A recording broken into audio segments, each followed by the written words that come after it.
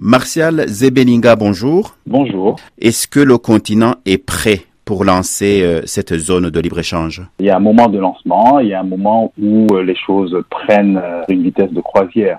C'est le cas dans toutes les constructions de cette nature-là. Vous avez vu récemment pour l'accord de libre-échange entre l'Asie et le Pacifique, l'Inde était prévue, l'Inde au dernier moment n'a pas signé, l'accord a été lancé. Pour ce qui concerne l'Afrique, ce qui est important, c'est qu'on a aujourd'hui des poids lourds entre guillemets du continent. Les autres ne sont pas moindres, mais en tout cas, on a des économies motrices du continent qui sont présentes et qui se préparent activement. C'est donc une date symbolique, ce 1er janvier 2021? C'est une date symbolique, mais c'est une date quand même. Il faut savoir que le projet de l'unification économique de l'Afrique est un projet ancien sur lequel les pays africains se sont entendus dès les années 60, à savoir on ne va peut-être pas aller aux États-Unis d'Afrique tout de suite, mais on peut travailler à une intégration régionale, puis une intégration continentale. De toutes les façons, il faudrait sortir du modèle ancien, qui est le modèle colonial de on exporte des matières premières, on n'échange rien entre nous.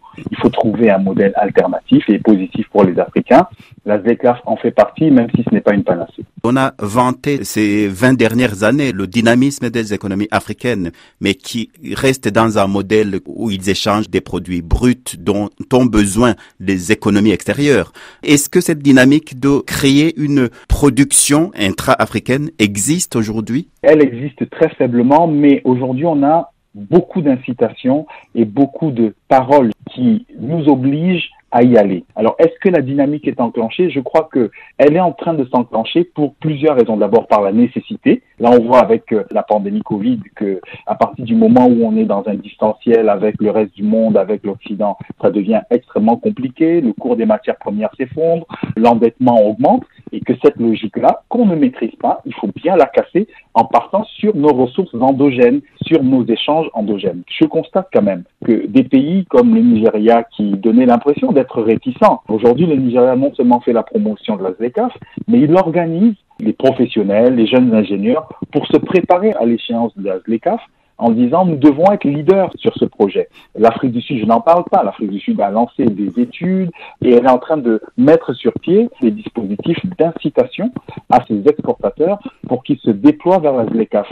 Un pays comme le Kenya, pareil. L'Algérie a fait le même examen en disant on a peu d'échanges avec l'Afrique subsaharienne. Les droits de douane étaient très prohibitifs. Aujourd'hui, que les droits de douane vont baisser, l'Algérie se prépare à une stratégie de promotion des exportations vis-à-vis de l'Afrique subsaharienne. Donc il y a quelque chose qui est en train de se produire. Mais quelque chose qui se produit et qui se produira au profit de certains pays et au détriment d'autres. Tous les accords, entre guillemets, libéraux de libre-échange, quand ils fonctionnent bien, produisent des effets collectifs qui peuvent être positifs et peuvent également produire des effets concurrentiels à certains endroits.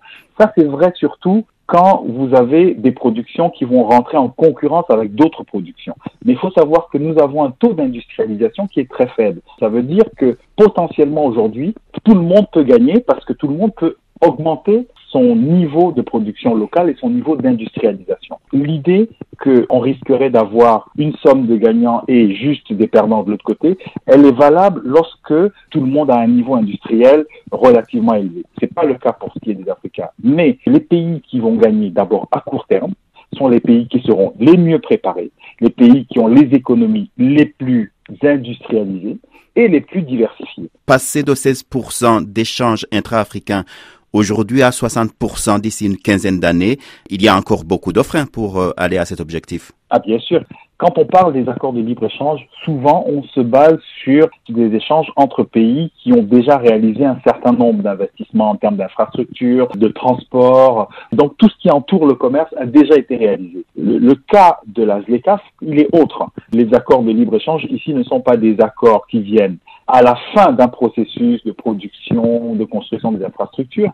C'est un accord qui vient précisément pour dynamiser un processus de développement. Donc forcément, il y a des obstacles. Aujourd'hui, on a des difficultés du point de vue sécuritaire dans plusieurs endroits du continent. On a des difficultés de gouvernance.